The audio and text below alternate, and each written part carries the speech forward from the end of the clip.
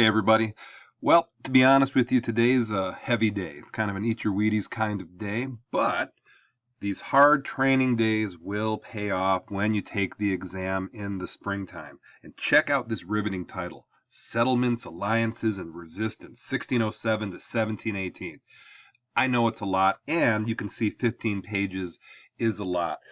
And to throw even more on you, very vocab heavy. In fact, that's going to be the primary focus of today, the vocab. Now, I'm going to tell you like an old guy story. Back in my day when I was your age. But here's the thing. When I was a kid, it was very common. I think the teachers were trying to weasel out of working. They would give you 20 vocab words, and they would say silently, copy the definitions out of the glossary, begin now.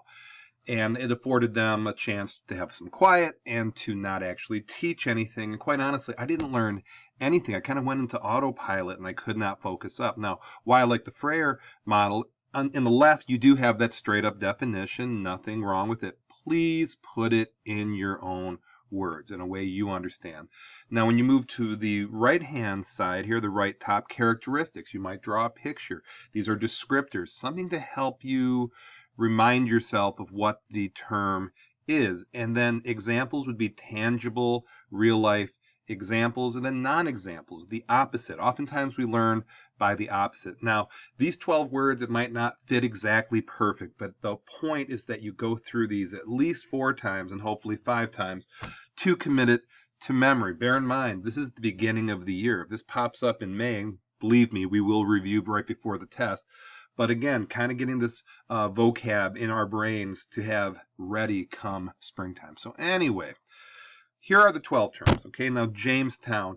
And Jamestown was founded in 1607, was the first successful permanent English settlement in what would become the United States. And the settlement lasted nearly 100 years. So a lot of people will say traditional American history began in 1607 if you disregard everything that happened before. But again, the first successful permanent English settlement. Okay. Now, a joint stock company emerged, and this was a new kind of financial institution that came out of Europe in the 1500s. And this design allowed many different investors to buy and sell shares of an enterprise. So let me make this, in modern times, you can take your money and buy a percentage. You can buy a stock in a company, and if they do well, granted, you're not doing the work, they're doing the work, but if they become successful, they will hit you with a dividend check. So what you can do is you can increase your wealth without actually having to do the work yourself. And even if you fail, if you diversify where you put your money and you win more than you lose. So you see, this is kind of the forerunner of the modern corporation with stock trading. Now, I don't know if you've taken econ or not. If you've taken econ, you're like, it's old hat. If you haven't taken econ, this is new. But this business model, this joint stock company, created a lot of wealth, and it's still with us today. Now, the third one is the Pilgrims. Now, the Pilgrims was a group of people who broke away from the Church of England, and they settled in Plymouth, Massachusetts. Let me just get a couple things out of the way. Yes, Plymouth, Michigan is named after Plymouth, Massachusetts. If you are in Massachusetts and you want to visit Plymouth Rock, it is very anticlimactic. You will be regretting that you made the trip. Believe me when I tell you. And yes, these are the same people you hear about in Thanksgiving. So let me keep it real simple. Pilgrims broke away from the church. Okay, simple as that, right? Now, religion has had an enormous role in forming the U.S. and in all history, world history. And I'm not going to do justice and give you a full comparative religion unit like I do in world history, but let's try to keep it short and sweet. Okay, one, Christianity. It began with the Holy Roman Catholic Church. Okay, then the Edict of Milan, Rome adopts Christianity as the main religion of Rome, and then Christianity grows. Then you have the Great Schism about 1,000 years ago, and then you have the second formation of Christianity, Orthodox Christianity. Then we have Martin Luther in the 16th century who broke away from the Catholic Church. And then you had King Henry VIII, who broke away from the Protestant church to make his own Anglican church, or the Church of England. Okay, as you can see, there's a lot of denominations. There's a lot of sects. S-E-C-T-S. Sects. And not S-E-X. S-E-X is for health class. This is history class. So I know Sounds the same, but they're different. Okay, denomination and sex.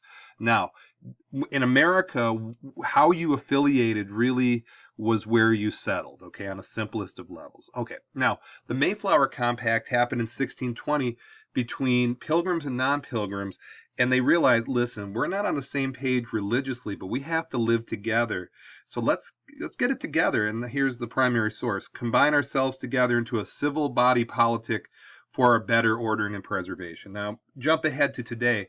We're a much more diverse nation, and which is culturally pluralistic. We have many different cultures working together.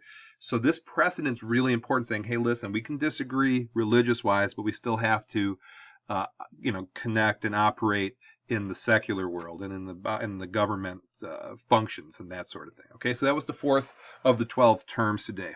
Now, Puritans often get confused with Pilgrims. Okay, they're both P words. They're both kind of old schooly. They're both kind of 17th century. Now, the Pilgrims totally broke away from the Church of England.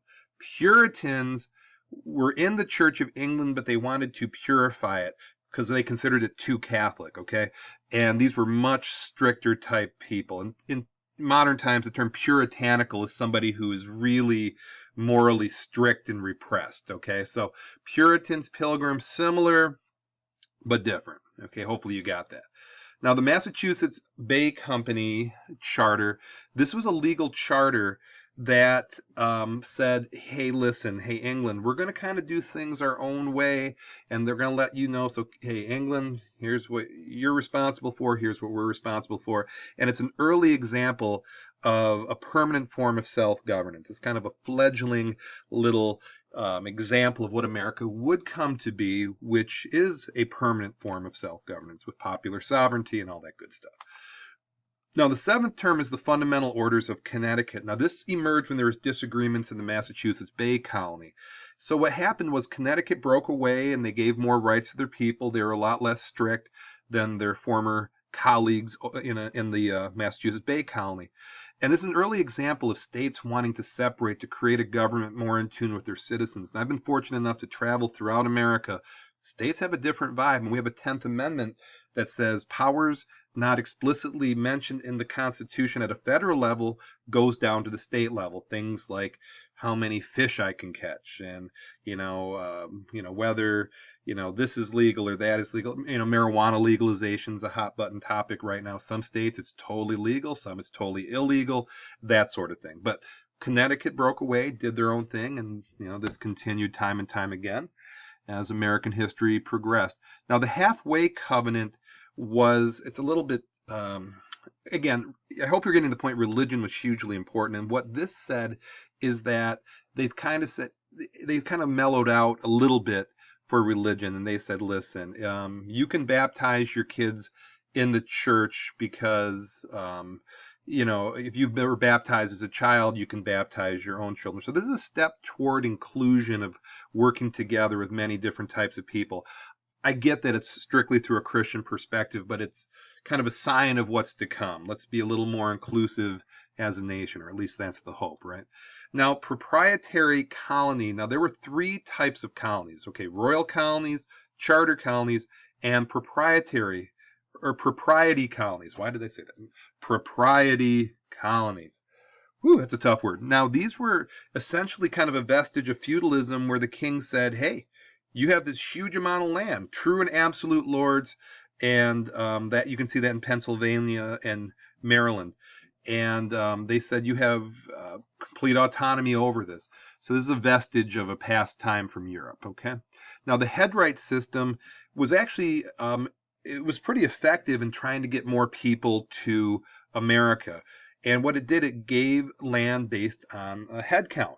And if you had more people, you got more land. And this incentive was adequate to attracting a lot more colonists. Now, this corresponded with the rise of tobacco. Now, tobacco was the commodity most lucrative to these colonies. And a wonderful book on the topic is Tobacco, Ian Gately. I can't put a picture of anybody smoking because it's school and whatnot, but tobacco was king for a long, long time in this country. Now, the 11th term is a patroon. Again, along this theme of getting people to the colonies, these Dutch settlers were given big amounts of land, as long as they brought people over. So what that did is it incentivized these patroons to bring people over so they could get their land, and then those people who arrived here, you know, they had to work, and they had families of their own, and the population grew and grew and grew. A little trivia for you: if you are a college basketball fan and you watch the Albany University playing basketball, they are the patroons. So if you're like, what the heck's a patroon? It's not as good as a Spartan, I acknowledge that, but a patroon is a pretty cool name for a mascot, okay? You got to admit that. So there they are, the Albany Patroons. Congratulations. Good victory. And then the last term, indentured servitude. Again, another means of getting people to the colonies, and it is not slavery. Let me make this super clear. Slavery was a whole lot worse than indentured servitude. Indentured servitude was you had to work for somebody for 4 to 7 years because they paid your ticket to come to America. So a lot of people who wanted to leave didn't have the dough, and they said, okay, shoot, I'll work for you for 5 years to pay it off. And as a typical example, this indentured servitude baked this person some food, and here you're serving them, that sort of thing. Okay, so I know I'm running long here. So in addition to these Freyer squares, these 12 terms on your Freyer squares, I'm going to also ask you to answer this question, which is on page 77 of your book. Compare the reasons for founding the different English colonies in North America during the 1600s.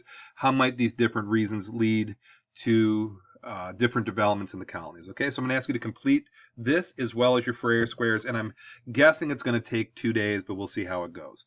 So if you were absent, sorry, not the greatest day to be absent, but hopefully this explained it enough so you can do your thing. So thank you for watching.